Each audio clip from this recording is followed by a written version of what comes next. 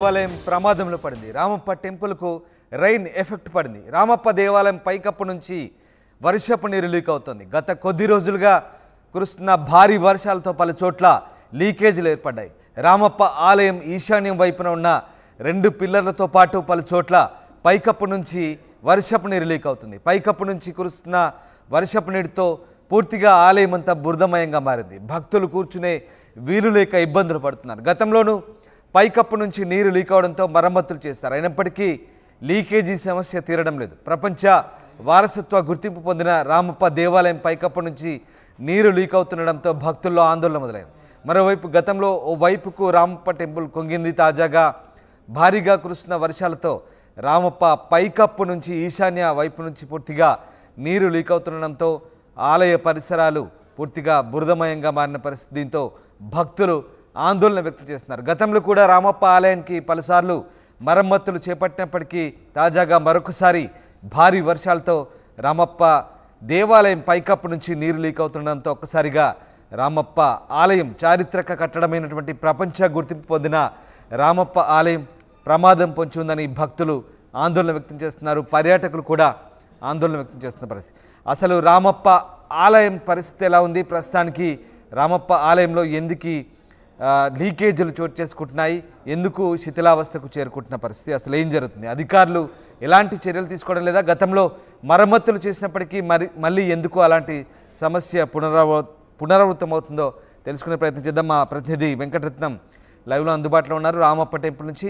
వెంకటరత్నం, రామప్ప టెంపుల్కు గతంలో కొన్నిసార్లు మరమ్మతులు చేసినప్పటికీ మళ్ళీ వర్షపు నీరుకే, కేవలం ఈ వర్షపు నీరుకే కొంగుతున్న పరిస్థితి. చాలా చారిత్రకమైనటువంటి ప్రపంచ వారసత్వ గుర్తింపు పొందినటువంటి ప్రస్తుతం ఈ టెంపుల్కి ఎట్లాంటి ప్రమాదం పొంచి ఉంది? ఎస్, ఎగ్జాక్ట్లీ మీరు చెప్పినట్టుగా ప్రపంచ వారసత్వ గుర్తింపుగా పొందినటువంటి రామప్ప దేవాలయం కూడా ఇప్పటికీ అంటే యునెస్కో చేత గుర్తింపు పొందిందంటేనే దాని క్రెడిబిలిటీ ఏందో అర్థం చేసుకోవచ్చు. ఇప్పటికీ ఏంటంటే కేంద్ర ప్రభుత్వం అట్టహాసంగా యునెస్కోకు ప్రతిపాదనలు పంపించినటువంటి ఉన్నప్పుడు ఉత్సాహము ఆ తర్వాత లేకపోవడాన్ని కూడా మనం ఇక్కడ తీవ్రంగా గమనించాల్సింది. ప్రస్తుతానికైతే రామప్ప టెంపుల్ ఈశాన్య భాగం నుండి అంటే రాతి కట్టడం పై నుంచి కక్షాసనం ప్రాంతంలో మాత్రం ఈ వర్షం నీరు కురుస్తుంది.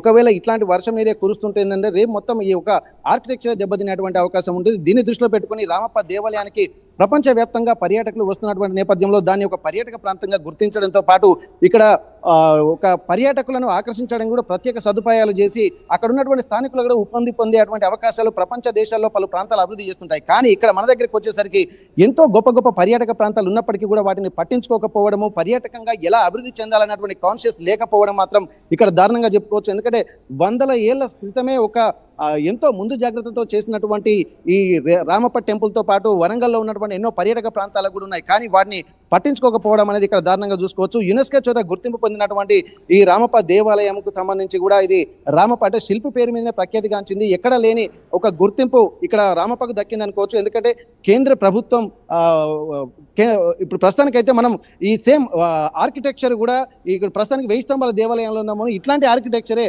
ఇక్కడ రామప్పలో ఉంటుంది. ఒకసారి రామప్ప దేవాలయాన్ని ఇమాజిన్ కూడా చేసుకోవచ్చు మనం దీన్ని చూసుకుంటూ. ఎందుకంటే ఇప్పటికీ కేంద్ర ప్రభుత్వం యునెస్కోకు ప్రతిపాదనలు పంపినప్పుడు ఒక 3 ప్రధాన అంశాలని కూడా ఇక్కడ పంపించింది. ఒకటేమో తేలియాడేటువంటి ఇటుకలు రామప్ప టెంపుల్లో కట్టినటువంటి పైకప్పులో ఉన్నటువంటి ప్రత్యేకమైనటువంటి క్రెడిబిలిటీ. మరొకటేమో ఇక్కడ దాదాపు 100 ఏళ్ళు అంటే 12, 13వ శతాబ్దంలో కట్టినటువంటి రామప్ప టెంపుల్ ఇక్కడ ఇప్పటికీ రంగు చెదరకపోవడం అనేది రెండో క్రెడిబిలిటీగా చూసుకోవచ్చు. కానీ ఇక్కడ మరొకటి ఏంటంటే ఎక్కడా లేని ఒక అద్భుతమైనటువంటి క్రెడిబిలిటీ పర్యాటకంగా ఒక శిల్పి పేరు మీద ఇక్కడ ఈ రామప్ప దేవాలయం ఉండడము, దానికి సంబంధించి రామలింగేశ్వర స్వామి ఇక్కడ భక్తుల పూజలు అందుకుంటున్నప్పటికీ కూడా శిల్పి పేరు మీద ఉండడం కూడా ఒక ప్రాధాన్యత సంతరించుకునే అన్న అంశము. అయితే ఇప్పటికీ దాదాపు 2020లో కేంద్ర ప్రభుత్వం ప్రతిపాదనలు దానికి పంపించింది యునెస్కోకు 3 ప్రధాన అంశాలను దృష్టిలో పెట్టుకొని 2021 జూన్ 15 అంటే మీరు ఎక్కడైతే నీరు కారుతుందో వర్షం నీరు అక్కడ ఎక్కడైతే డ్యామేజ్ జరిగిందో ఆ ప్రాంతానికి కాస్త దగ్గరలో ఉన్నట్టున్నారు, వెళ్ళే ప్రయత్నం చేస్తారు. అక్కడ ఉన్నటువంటి సిచ్యువేషన్ ని మనం అందరికి నేరుగా చూపించే ప్రయత్నం చేయొచ్చా?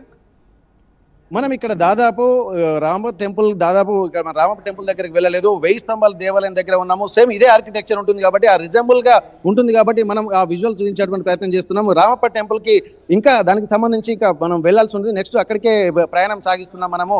ఆ తర్వాత ఇక్కడ మనం ఒక్కసారి ఏంటంటే ఇంత జరుగుతున్నప్పటికీ కూడా ఇక్కడ అది central government, central archaeology department వాళ్ళు కూడా దీన్ని నిర్ణయం తీసుకోవాలి. ఎందుకంటే స్థానికంగా కూడా ఎలాంటి అనుమతులు కూడా లేకుండా ఇక్కడ ఏం దిద్దుబాటు చర్యలు కూడా రిపేర్ కూడా చేపట్టడానికి ఇక్కడ అవకాశం లేదు. ఎందుకంటే మొత్తం ఒక 500 మీటర్ల దూరంలో ఒక బఫర్ జోన్ గా దాన్ని నిర్మించారు.